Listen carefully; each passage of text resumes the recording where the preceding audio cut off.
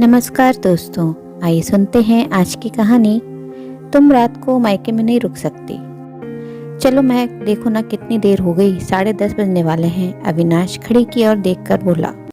माँ बाबूजी सो जाएंगे तो दरवाजा खुलने में भी दिक्कत होगी।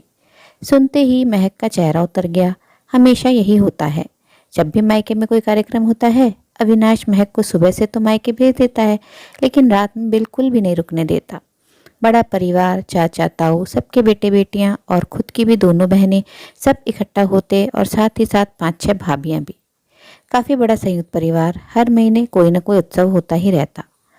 महक का बड़ा मन करता कि वो भी रात में सबके साथ बैठकर ठहाके लगाए, मस्ती करे, लेकिन अविनाश को पता नहीं क्या, जहाँ 10 बजते ही बस घर वापस जाने की धुन सवार हो जाती। और ऐसा भी नहीं कि घर अकेला हो, क्योंकि घर पर मम्मी पापा भी साथ रहते थे। और कुछ नहीं, बस सिर्फ एक जिद थी। शारदा जी समझाती भी थी अविनाश को कि वैसे ना छोड़ो महक को मायके में, लेकिन जब वहाँ कामकाज हो तब तो छोड़ दो। आखिर बहू का भी दिल करता होगा सबसे बोलने बतियाने का। दिन तो काम की आपाधापी में गुजर जाता है, रात को ही व्यक्ति फुर्सत से बोलता बतियाता है। मायके से आने के बाद महक का उदास चेहरा उन्हें बिल्कुल भी नहीं भाता था। आखिर वो भी एक स्त्री थी और स्त्री के मन में मायके के प्रति क्या भावनाएं होती हैं बहुत अच्छी तरह से समझ सकती थी। बहुत दुखी मन से उठी महक। मायका और ससुराल एक ही शहर में होने का बस यही नुकसान है कि मायके में रुक ही नहीं सकते। आंखों में आंसू छलछला आए। भाभी, मम्मी, बहनों और भाइयों सब ने कहा, लेकिन अविनाश राजी ही नहीं हुए। रुहासी हो उठी महक। आखिर उससे सिर्फ 1 साल छोटी चचेरी बहन की शादी है, तब तो छोड़ दो। अरे क्या करोगी रात में रुककर, सिर्फ बातें ही तो करना है, सुबह जल्दी भेज दूंगा। और महक बहुत ही बुझे मन से बाहर आ गई और मोटरसाइकिल पर बैठकर पहुंच गई ससुराल।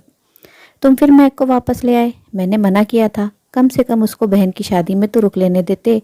पता नहीं इस लड़के की बुद्धि में क्या शुमार है। महक का उतरा हुआ चेहरा देखकर शारदा जी भी दुखी हो गईं।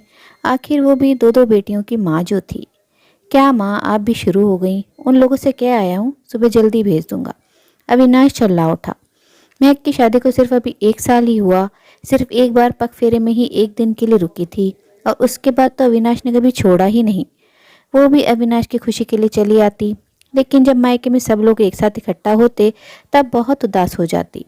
इस बार जब अविनाश की शादी की सालगिरह पड़ी तो शारदा जी ने दोनों ही बेटियों को बुलाया और उन लोगों से मिलजुल कर कुछ साठगांठ कर ली। जब कार्यक्रम निपट गया तो दोनों बहनें अपने अपने बैग लेकर वापस जाने लगी।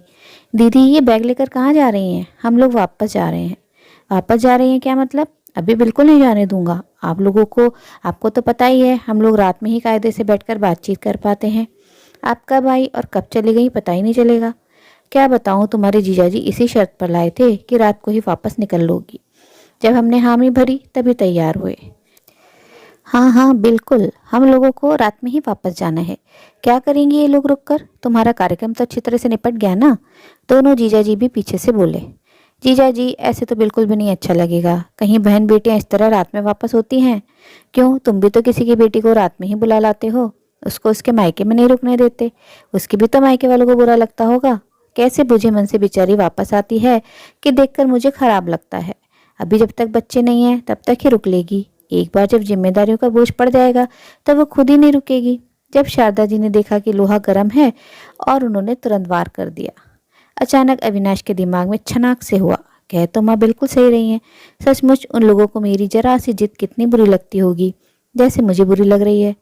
आखिर उसकी शादी को अभी दिन ही कितने हुए हैं, सिर्फ 1 साल। और जब अपने पर पड़ी तो सब समझ में आ गया। अच्छा माँ, अब मैं समझा, ये सब आपकी ही बनाई हुई योजना है मुझे सही राह पर लाने के लिए। लेकिन दीदी, लोगों के इस तरह जाने से मुझे सचमुच बहुत बुरा लग रहा है। प्लीज़ महक, मुझे माफ़ कर दो। अब से तुम जब भी चाहो तब मायके में रुक सकोगी, मैं तुम्हारे साथ ज़बरदस्ती नहीं करूँगा। अविनाश महक का चेहरा निहारते हुए बोला। बहुत बहुत धन्यवाद मम्मा। और महक प्रफुल्लित होकर शारदा जी के पैरों में झुकने लगी। शारदा जी ने महक को उठाकर अपने सीने से लगा लिया। बेटा, इसमें धन्यवाद की कोई बात नहीं, आखिर मैं भी दो दो बेटियों के साथ साथ अब तुम्हारी भी माँ हूँ, और बहू के मन की भावनाएं सासू माँ नहीं समझेंगी तो कौन समझेगा। तभी दोनों बहनों ने हंसते हुए अपने अपने बैग वापस लाकर रख दिए और खिलखिलाती हुई अंदर वापस आ गईं, क्योंकि वो लोग तो वापस जा ही नहीं रही थी। ये तो सिर्फ अविनाश को एहसास दिलाने की योजना थी जिसमें शारदा जी पूरी तरह सफल भी हो गई थी। उम्मीद है कहानी पसंद आई होगी। कहानी ने दिल को छुआ हो तो अपनी भावनाएं कमेंट बॉक्स में ज़रूर साझा करें और अपने मित्रों व प्रियजनों के साथ भी शेयर ज़रूर करें। आपसे अनुरोध है, अगर आप चैनल पर नए हैं तो ऐसी ही नई नई जीवन से जुड़ी कहानियाँ सुनते रहने के लिए चैनल को सब्सक्राइब जरूर करें। कहानी अंत तक सुनने के लिए आप सभी का दिल से बहुत बहुत शुक्रिया।